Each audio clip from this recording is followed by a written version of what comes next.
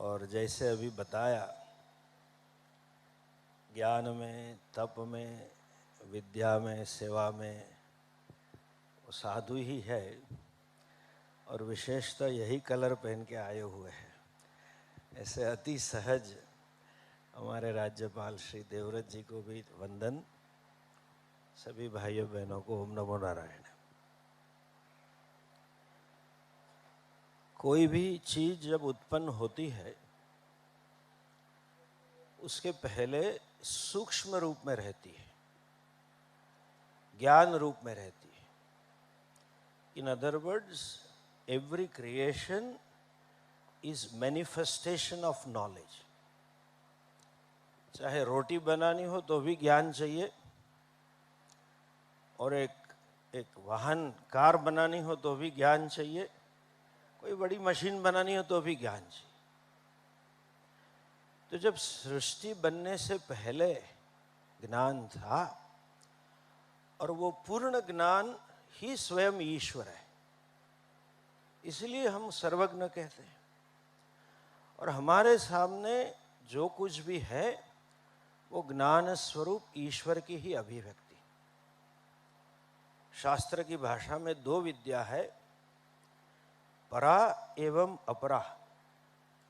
परा विद्या मतलब सभी विज्ञान, जो कुछ भी है, समाज शास्त्र है, भाषा है, सब वो साक्षात परमात्मा की अभिव्यक्ति है। इसलिए हमारी संस्कृति में किताब भी पूज्य है। हम किताब से गलती से कुछ हो जाए, चरण स्पर्श, तो माफी मांगते हैं। दशहरा के दिन विद्यारंभ के समय सरस्वती पूजा करते हैं। जो पराविद्या है, जो ब्रह्म विद्या है, वो साक्षात स्वयं परमात्मा का स्वरूप है। परमात्मा ने अपारा विद्या प्रकट की, साथ में अपने आप को भी प्रकट कर दिया। वेदांत कृत वेद विदेव चाहम। वेदांत करने वाला, प्रकट करने वाला मैं ही हूं। उपनिषद के रूप में मैं ही स्वयं प्रकट हूं। जैसे भागवत में कहा है ना, तेने यम वांगमयी मूर्ति वर्तते हरे है। ये भगवान की वांगमयी मूर्ति है, इसलिए श्रीमद् भागवत जी की पूजा करते हैं। उपनिषद और भगवत गीता साक्षात परमात्मा का हृदय है। भगवान ने कहा है गीता में हृदयम पार्थ, अर्थात जो विद्या है वो किसी की नहीं है। Nobody can claim knowledge. इसलिए ऋषि भी नहीं क्लान करते। ऋषियों की व्याख्या भी यही है, न मंत्र करता रहा, मंत्र दृष्टा रहा। वो मंत्र के प्रकट करने के माध्यम बने। और हम बड़े पुण्यशाली हैं सभी भारतीय। ऐसी भूमि में और ऐसे धर्म में हमारा जन्म हुआ जहाँ ये ज्ञान प्रकट हुआ, और उसकी अविच्छिन्न परंपरा हमारे पास आज तक उपलब्ध है। भगवान हर समय पे किसी महापुरुष को निमित्त बना देता है और अपने आप को प्रकट कर देता है। 42 साल पहले जब हमने गृह त्याग किया, तब पूज्य स्वामी जी की अनुमति मांगी थी, आशीर्वाद मांगे थे। बड़ी अच्छी चीज उन्होंने लिखी थी, आज भी मैं संभाल के पत्र रखता हूँ और अपने आप को याद दिलाता हूँ। महाराज जी ने दो चीज कही थी कि हमें गंगा जी की अगर पूजा करनी हो तो पूरी गंगा जी की पूजा तो गोमुख से लेकर गंगा सागर तक तो नहीं कर सकते, तो किसी घाट पे जाके गंगा जी की पूजा कर लेते हैं, पूरी गंगा जी की पूजा हो गई। तो आप कोई भी गुरु के शरण में जाते हो तो सभी गुरुओं के शरण में हो। और जब गंगा जी की कृपा पूरी होती है तो आपको पूरे ऋषियों के, भगवान के आशीर्वाद है कि आपके मन में ये संकल्प आया है। न केवल मेरा आशीर्वाद है, आप पूरी गुरु परंपरा के, ऋषियों के, साक्षात परमात्मा के आशीर्वाद के भागी हो, इसलिए भाव आपके मन में आया। वैसे ही है, कहां से कहां भगवान जुड़ा देता है। जैसे हमने कहा, सन्यास में दो प्रकार के गुरु होते हैं, एक दीक्षा गुरु होते हैं और एक दूसरे शिक्षा गुरु होते हैं। जो सन्यास की दीक्षा दे और शिक्षा महात्मा कहीं कहीं स्थानों पे जाके माधुकरी की तरह लेते हैं। आप सबको जानकर सुखद आश्चर्य होगा, खुद स्वामी विवेकानंद जी कैलाश आश्रम में पढ़ने आए थे। आज भी हरिद्वार ऋषिकेश में परंपरा है, नोटिस बोर्ड पे लिखा होता है 7 से 8 ये महात्मा ये ग्रंथ पढ़ाएंगे, 8 से 9 ये पढ़ाएंगे, जिसको जो पढ़ना है पढ़ ले। दीक्षा गुरु और शिक्षा गुरु, परम पूज्य स्वामी चिन्मयानंद जी के दीक्षा गुरु गुरुदेव स्वामी शिवानंद जी थे। शिक्षा गुरु पूज्य तपोवन जी महाराज थे, जहां उन्होंने शिक्षा प्राप्त की। वैसे ही हमारे पूज्य स्वामी दयानंद जी के दीक्षा गुरु चिन्मयानंद जी थे। शिक्षा गुरु के रूप में उन्होंने पूज्य तारानंद जी एवं प्रणवानंद जी से शिक्षा प्राप्त की। और हमारे आश्रम में जब तक परम पूज्य चिदानंद जी थे, कई महात्मा, कई ब्रह्मचारी, कई शिष्य शिवानंद आश्रम से वहां पढ़ने भेजे जाते थे।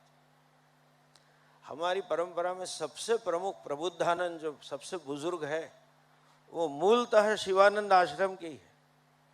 और यहाँ हमारे साथ रमेश गोस्वामी जी बैठे, उसके स्थापक परम पूज्य पवित्रानंद जी, जिनकी पीढ़ियाँ उपलब्ध है, उनसे कई बार मिलना भी हुआ, तो तब कल्पना नहीं थी कि यहाँ इस प्रकार से आना होगा।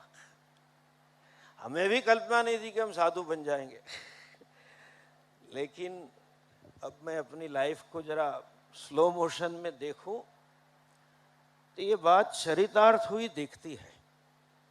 ईश्वर सर्वभूतानां हृदयेर्जुन तिष्ठति भ्रामयन् सर्वभूतानि यंत्रारूढ़ानि माया। भगवान ही चला रहा है। हमारे जीवन में अध्यात्म के बीज परम पूज्य स्वामी ब्रह्मात्मान जी, हमारे पूर्वाश्रम के बड़े भाई ने डाले। और बीज को अंकुरित करने में परम पूज्य विदितात्मान जी का मूल है, उन्होंने ही सिंचन किया। और पूज्य स्वामी दयानंद जी की निष्ठा में आज हम वट वृक्ष बन गए।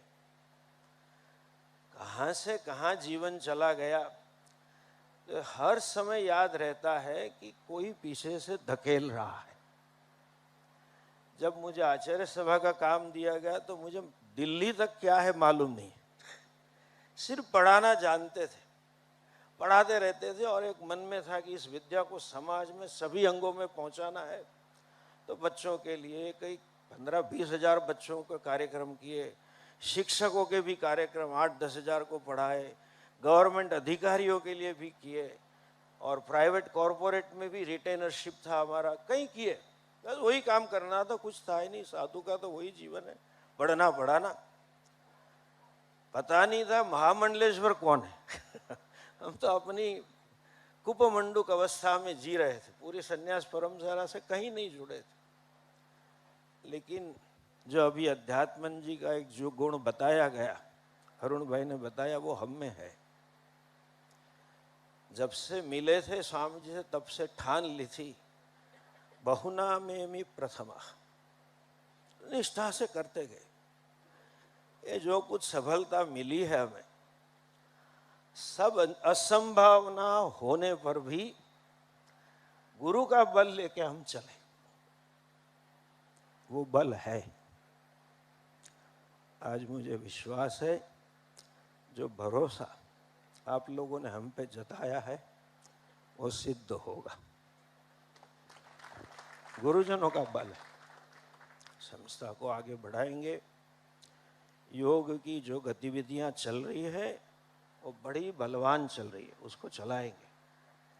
सेवा के भी अनेक कार्य चल रहे हैं, उसको भी चलाएंगे।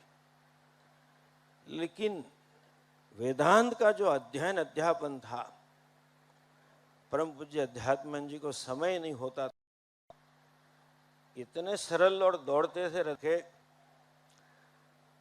एक पॉलिटिक्स में और साधु समाज में रिटायरमेंट एज नहीं होती है, लेकिन हमने तय किया है कि थोड़े समय बाद हम निकल जाएंगे।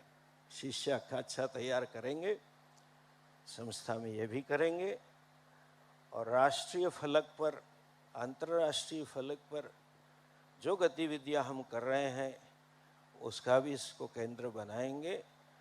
और मुझे विश्वास है साक्षात सदाशिव और हनुमान जी यहाँ बैठे हैं, सभी गुरुजनों की कृपा है। तो जो बच्चे गाते हैं ना, हम होंगे कामयाब एक दिन, वो विश्वास के साथ हम गुरुओं के प्रति कृतज्ञता के साथ ये स्वीकार करते हैं। श्रेयस भाई, अरुण भाई, वर्षा बहन, मुदगल भाई, सभी पटेल जी, सभी ट्रस्टियों का भी हम आभार व्यक्त करते हैं। और विशेषतः सभी संतों ने, संत हृदय मक्खन जैसे होते, इतने सरल है, पता ही नहीं मैंने क्या पुण्य किए। सच में कभी मैं आश्चर्यभूत होता हूँ, भारत भर के संतों का इतना प्रेम और आशीर्वाद मिलता रहता है। सच में मुझे कभी भगवान मिले तो पूछना है कि भाई क्या करने से मिलता है, तो दूसरों को बता के तो जाऊं मैं। मुझे संशय होता है कि मैं लायक हूं कि नहीं, लेकिन हमारे पूर्वाश्रम में पिताजी और बड़े भाई काफ़ी बोलते रहते हैं, खुदा मेहरबान तो गधा पहलवान। तो यही शक्ति संतों की, ऐसी ही आशीर्वाद कृपा बनती रहे, ऐसा सबका प्यार बनता रहे। भारत भर के संतों को हमने जो कोई चीज़ धर्म के लिए, संस्कृति की रक्षा के लिए, देश के लिए कुछ भी कहा, अपने पद की मर्यादाएं, पद की गरिमाएं छोड़ के खड़े हो जाते। ये सब बड़े बड़े लोग हैं, मैं आपको क्या वर्णन करूं, फिर भी हमारे साथ इतने सरल भाव से रहते हैं। तो यही कृपा उन सबकी बनती रहे और राष्ट्र रक्षा और भारत का प्राण हमारी संस्कृति और धर्म है, उसको हम बलवत्तर बनाएं। सिर्फ राष्ट्रीय नेताओं का, राजकीय नेताओं का उत्तरदायित्व नहीं है, संतों का और समाज का भी उत्तरदायित्व है कि हम अपने धर्म और समाज की रक्षा करें। कभी कभी मुझे कहने का मन होता है, शंभुनाथ जी, ये चीज हमें ज्यूइश लोगों से सीखनी चाहिए। प्रत्येक ज्यू के हृदय में एक बड़ा दृढ़ संकल्प होता है कि मेरा इजराइल है, सबको जेरूसलम में जमीन लेनी है, चाहे 50 बार क्यों ना मिले। अरबों खरबोपति हैं वो लोग, यूएस की इकोनॉमी चलाते हैं, फिर भी वो भावना रहती है राष्ट्र के प्रति। आज हमारे देश में, वैसे तो वाजपेयी जी ने एक कमेटी बनाई थी, उसका भी रिपोर्ट है कि इतने सालों की शिक्षा में इतने पैसे खर्च करने बावजूद भी राष्ट्र भावना, धर्म भावना और संस्कृति की रक्षा की भावना लुप्त हो रही है। उसको हम बलवत्तर बनाएं, ये भी हम प्रार्थना करेंगे। और ऐसे ही एक सेनापति, जैसे अक्षोहिणी सेनाएं थी, ऐसे ही हमारे देवव्रत जी है, उन्होंने आचार्य जी, वैसे तो आचार्य परंपरा में ही है, जैसे ज्ञानानंद जी ने कहा, विद्या विनय न शोभते, वो विनय है, संस्कृत के बड़े विद्वान है और साथ में कर्मनिष्ठ भी है, वेदों को भी ज्ञाता है। इतने सरल स्वभाव से आ गए हमारे साथ, उनको हमने यहाँ ने बताया भी नहीं था कि ये कार्यक्रम है। 10 बजे से निकल के आ गए और उन्होंने ये भी स्वीकार कर लिया कि आप संतों के साथ भिक्षा लेने के मिलेगी तो मेरा अहोभाग्य होगा। ये भारतीय जीवन मूल्य संतों के प्रति उनके मन में है। जैसे माधवप्रिय दास जी ने बताया कि गुजरात की अस्मिता और भारतीय संस्कृति का पुनर्जीवन करने के लिए वो स्वयं कटिबद्ध है। अक्सर तो गवर्नर दस्तखत करते रहते हैं, लेकिन वो कई प्रकल्प चलाते हैं, उनका भी मैं धन्यवाद करता हूँ। और पुनः सभी संतों का आशीर्वाद चाहता हूँ। इस संस्था को, अध्यात्मानंद जी के विजन को आगे बढ़ाने में हम सब निमित्त बने और गुरुओं का बल हमें मिलता रहे। पुनः प्रणाम के साथ ओम नमो नारायण। बहुत बहुत धन्यवाद स्वामी जी। गुजरात राज्य के राज्यपाल माननीय श्री आचार्य देवव्रत जी से निवेदन है कि आप उद्बोधन से हमें कृतार्थ करें। आप जुलाई 2019 से गुजरात राज्य के राज्यपाल के रूप में सेवारत है। आप गुजरात राज्य विश्वविद्यालयों के कुलपति भी है। आपने कुरुक्षेत्र गुरुकुल से जुड़ के प्राचार्य एवं संरक्षक के रूप में कार्य किया है।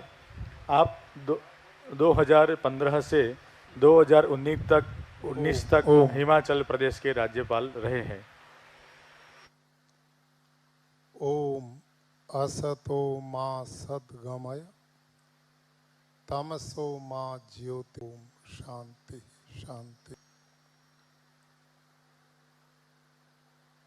आदरणीय स्वामी निर्मलानंद नाथ जी महाराज, संत जन, सर्वप्रथम मैं सभी संतों को, संत प्रेमी सज्जन मान जी महाराज, 2-3 बार उनसे मिलने का मुझे सौभाग्य। वो बहुत सरल थे। उर्दू के किसी शायर ने लिखा है, खंडहर ही बतलाते हैं तो स्वामी का चमकता हुआ ललाट और उनकी प्रसन्न मुद्रा सहसा ही सभी को आनंदित करती थी। और जहाँ योग और आध्यात्म की दृष्टि से वो एक पहुँचे हुए साधु थे, उसी के साथ वो समाज सुधार के क्षेत्र में, लोक के कल्याण में, मानवता की सेवा में अहरनिश प्रयत्नशील रहते थे। स्वामी जी महाराज का जीवन वास्तव में एक सन्यासी का जीवन था, एक संत का जीवन था।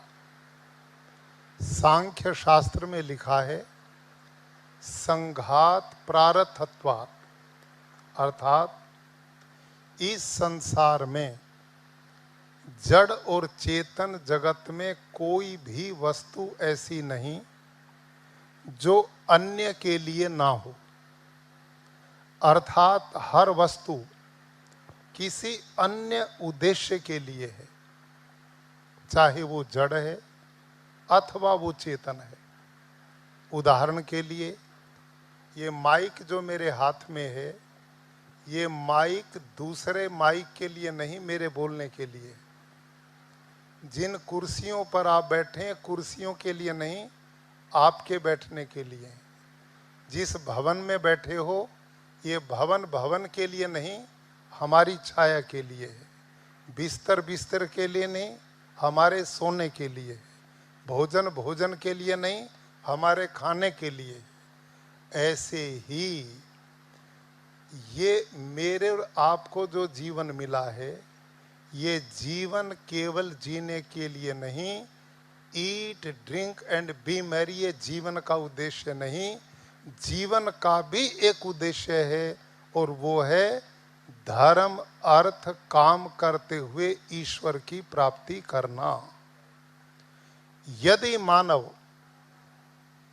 इस जीवन को प्राप्त करके पुरुषार्थ चतुष्टय के माध्यम से अपने जीवन को सार्थक कर देता है, तो उसका जीवन में आना सार्थक हो जाता है। पूज्य स्वामी अध्यात्मानंद जी, जिनके साथ कई बार उनमें सहृदयता, करुणा, दया, मानवता के वो जो दूसरे के हृदय के स्पंदन को अपने हृदय में देखने की हिम्मत रखते थे। वो दूसरे के दुख के आंसुओं को अपनी आंखों से बहाने की योग्यता रखते थे। उनका हृदय बहुत सरल था, और उन्होंने स्वामी शिवानंद जी महाराज, स्वामी चिदानंद जी महाराज, उनकी उस का निर्वहन करते हुए आश्रम में बैठकर जो मानवता की भलाई की, जनमानस का कल्याण किया, वो हमें सदा प्रेरणा देता रहेगा। और ऐसे महापुरुष मरा नहीं करते। कीर्तिर यस्य से जीवती, जिंदा वो नहीं जो 5-6 फीट के शरीर को लिए घूमता है। जिंदा वो है जो अपने शुभ कर्मों के द्वारा लोगों के दिलों में जगह बना लेता है, जो प्राणी मात्र के हृदय में अपना स्थान बना जाता है। ऐसे लोग कभी मरा नहीं करते, और पूज्य स्वामी जी उसी परंपरा के महामानव थे। और ये संत जो आज के इस षोडशी कार्यक्रम में स्वामी जी को श्रद्धांजलि देने उपस्थित हुए हैं, उसी परंपरा का निर्वहन ये सभी संत का, ये हमारी मान मर्यादाओं के स्तंभ हैं। ये वो लोग हैं जो आने वाली पीढ़ियों को अपने कर्मों के द्वारा, अपने विवेक के द्वारा, अपनी आध्यात्मिकता के द्वारा, अपनी विद्या के द्वारा हम सब का मार्गदर्शन करते हैं। जब सृष्टि की उत्पत्ति हुई उसी समय से परमात्मा ने अग्नि, वायु, सामवेद, अथर्ववेद, वो ईश्वरीय ज्ञान उन ऋषियों के हृदय में दिया। हृदय प्रतिष्ठम यदजीरम, हृदय प्रदेश में बैठ कर के दिया।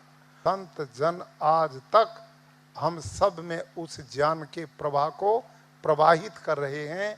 ये केवल भारत में है, दुनिया के किसी भी मानव समाज को ये सौभाग्य प्राप्त नहीं है। भाई और बहनों, ऐसे संत जिस समाज के हों, जितेंद्रिय हों, परोपकारी हों, इससे बड़ा सौभाग्य उस राष्ट्र के समाज का दूसरा हो नहीं सकता।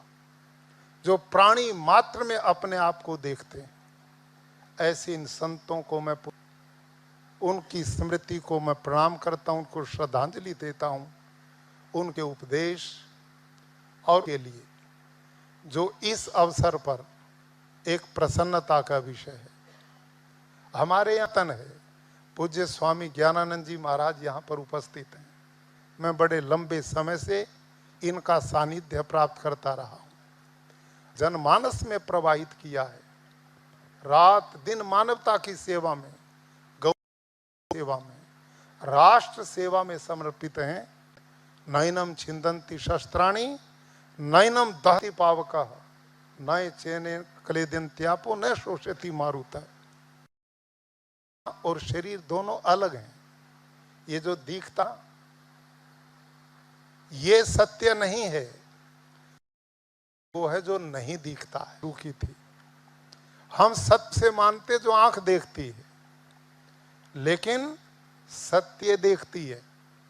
लेकिन ऐसा नहीं है। केनोपनिषद कहती है यत् चक्षुषा न पश्यति येन चक्षुंसी पश्यता। वो लोगों आंख नहीं देखती, आंख जिसके द्वारा देखती है। कान नहीं सुनता, कान जिसके द्वारा सुनता है। हाथ नहीं उठता, हाथ जिसके द्वारा उठता है। अध्यात्म वो है और उसका नाम आत्मा है। और वो आत्मा कैसी है?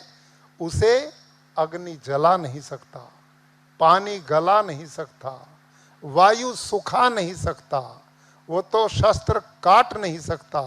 वो शाश्वत है, नित्य है, अमर है, अजन्मा है। मृत्यु तो उसकी होगी जिसका जन्म होगा, जिसका जन्म ही नहीं उसकी मृत्यु का सवाल ही पैदा नहीं होता। हम कभी मर ही नहीं सकते। हम इन महात्माओं ने, इन संतों ने, ऋषियों को इस ज्ञान से हमें आप्लावित किया है कि हमारे लिए मृत्यु का कोई स्थान नहीं है। ये तो रूपांतरण है, ये तो परिवर्तन है। वासांसि जीर्णानि यथा विहाय नवानि गृह्णाति नरो अपराणि तथा शरीराणि विहाय जीर्णानि अन्यानि संयाति नवानि दे। पुराने कपड़े हो गए, कौन पहनना चाहता है? सब सोचते हैं कि इनको घर जाकर के बदलो। यही तो काम आत्मा का है। ये शरीर एक वस्त्र के रूप में मिला है। जब तक ये ठीक ठाक सहयोग करता है तो आत्मा इसका स्वागत करती है, और जब उसकी यात्रा में सहयोग नहीं करता तो वो इसको छोड़कर नई यात्रा में, नए में प्रवेश कर जाती है और फिर यात्रा शुरू हो जाती है। हम अमर हैं, नित्य हैं, शाश्वत हैं। तो पूज्य स्वामी अध्यात्मानंद जी कभी मर ही नहीं सकते। वो सदैव अमर हैं, हमारे बीच में। तो ऐसे अवसर पर जहां मृत्यु की बात हो, प्रसन्नता शब्द बोलते हैं तो लोग परेशान हो जाते हैं। लेकिन आज हम ऐसे संतों के बीच में हैं जहां मृत्यु दुखदाई नहीं, वरदान बन जाती है, जीवन दर्शन बन जाती है, चेतना का स्रोत बनती है, नए जीवन का प्रवाह बनती है। पूज्य आज हम सब के लिए प्रसन्नता की बात है कि जिस विचारधारा को पूज्य स्वामी शिवानंद जी प्रवाहित करते रहे, जिस विचारधारा को स्वामी सच्चिदानंद जी महाराज जैसे प्रवाहित करते रहे, और जिस परंपरा को स्वामी अध्यात्मानंद जी महाराज ने हमारे बीच में प्रस्तुत किया, आज मैं यहाँ के ट्रस्टी जनों को बधाई देता हूँ, साधुवाद देता हूँ।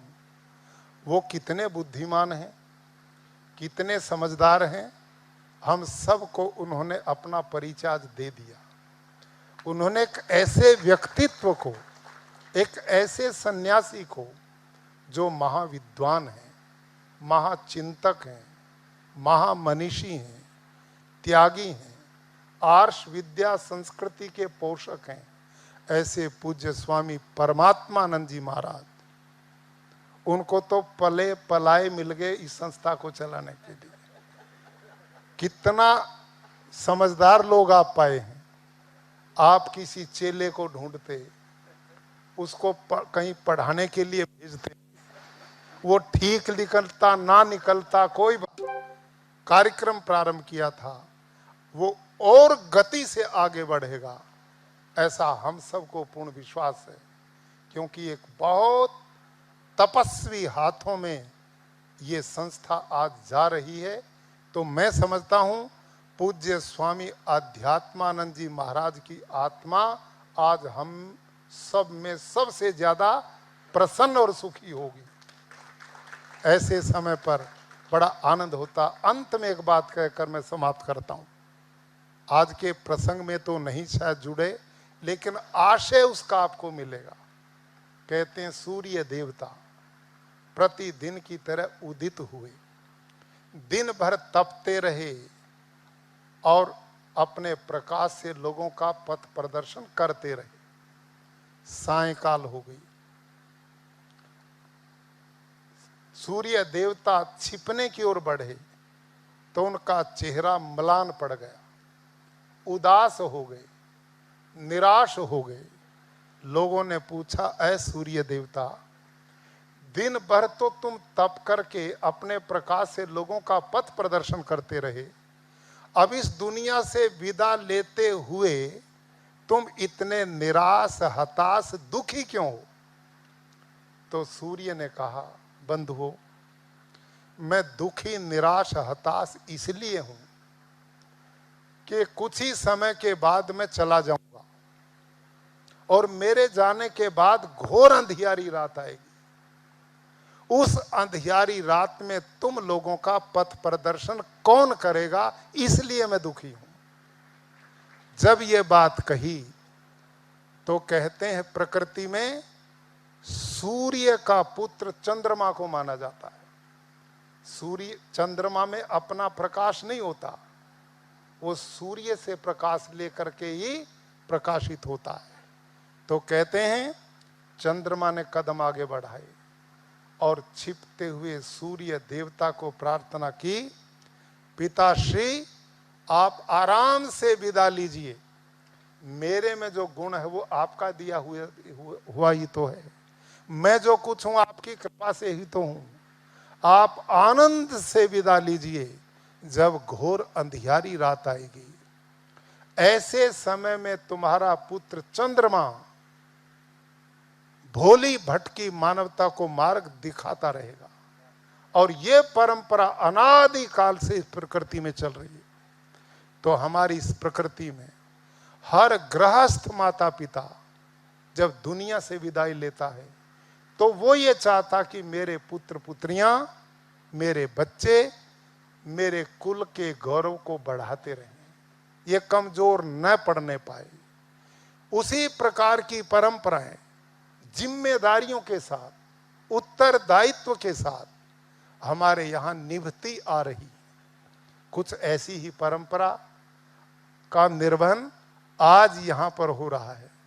पूज्य स्वामी अध्यात्मानंद जी विदाई ले गए, उनके बाद उनसे भी ज्यादा देदीप्यमान स्वरूप को लेकर पूज्य स्वामी परमात्मानंद जी महाराज, इनका तो नाम ही परमात्मा आनंद है, उसी के लिए तो भटक रहे हैं हम सब, कहीं मिल जाए, उसी के लिए सब कुछ प्रयास चल रहे हैं। और आज हमने ऐसे दिव्य स्वरूप दिव्य आत्मा को अपने बीच में पाकर और उन्होंने जिम्मेदारी को सहर्ष स्वीकार किया, ये हम सब के लिए सौभाग्य की बात है। भगवान कृपा करे कि इस आश्रम से, इस संस्थान से मानवता का कल्याण, राष्ट्र का भला, समाज का उत्थान होता रहे। इन्हीं शब्दों के साथ पुनः पूज्य स्वामी जी को मैं श्रद्धांजलि अर्पित करता हूँ और सभी संतों को पुनः प्रणाम करता हूँ। धन्यवाद।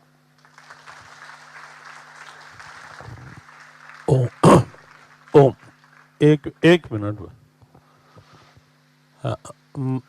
आदरणीय गुजरात के राज्यपाल आचार्य श्री देवव्रत जी को सुनकर के सबको निश्चित ये विश्वास हो गया होगा कि जो बात कही गई कि आचार्य श्री राज्यपाल तो अब बने गुजरात के, लेकिन उनके भीतर आचार्य परंपरा, संत परंपरा, आर्ष परंपरा, ग्रंथ परंपरा, वो सब किस प्रकार से जीवंत है, उसका बहुत सीधा सीधा दर्शन सब ने उनके उद्बोधन में किया। और उनका उद्बोधन सुनकर किसी को नहीं लग रहा होगा कि कहीं कोई राज्यपाल बोल रहे हैं। संतों के क्रम में ही एक उद्बोधन, और जिस प्रकार से उन्होंने सत्य को प्रकट किया, वास्तव में वंदनीय स्तुत्य। ओम।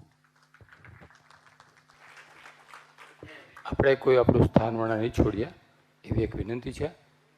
આ જે પુસ્તક અધ્યાત્મામૃતમ જે બહાર પડ્યું છે 400 પાનાનું, પરમ પૂજ્ય સ્વામી અધ્યાત્માની જ્યારે સોળસી છે, આ પુસ્તકમાં એમના તમામ સંતો સાથેના ફોટોગ્રાફ્સ, એમનું જીવનચરિત્ર આપવામાં આવ્યું છે। આનું જે સંપાદન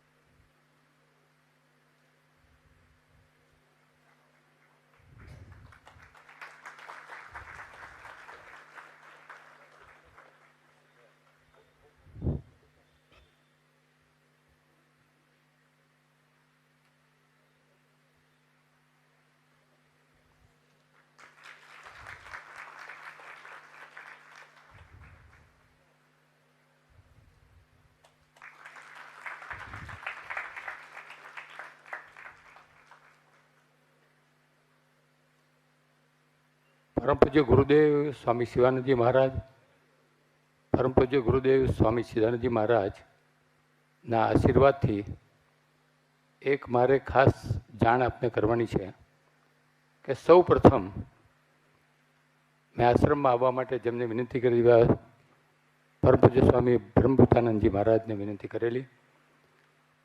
खूब विचारणाने अंते हूँ स्वामीजी ने विनंती करीश थोड़ो પોતાના દર્શન બધાને આપે ઊભા થઈને। તેઓએ સ્વીકાર્યું છે કે હું થોડી સ્થિરતા અહીંયા કરી અને અધ્યાપન અધ્યાત્મનું જ્ઞાન કરીશ। આપણા સૌનું સદભાગ્ય છે, ગુરુદેવની કૃપા છે આપણી પર, એ સ્વામી બ્રહ્મભૂતાનંદજી આપણી વચ્ચે। આશ્રમમાં એટલો મોટો આશ્રમ છે કે 2-3-4 સંન્યાસીઓ બ્રહ્મચારીઓ હોય તો આશ્રમ ધમધમતો રહે અને યુવા વર્ગને એક માર્ગદર્શન મળી રહે। અને એમણે હમણાં મને 15-20 દિવસ પહેલાં જ ફોન કરીને જણાવ્યું કે મને ગુરુદેવની એવું પ્રેરણા મળે છે કે મારે અહીંથી કંઈક સેવા કરવી। આપણે સૌનું સદભાગ્ય છે કે આવા સંતો આપણને સ્વામી અધ્યાત્માનંદજીની પ્રેરણાથી પણ મળતા રહે છે, એ આપણે સૌનું સદભાગ્ય છે। હવે મારા સાધક એવા જીતુભાઈ ચૌહાણ આભાર વિધિ કરશે।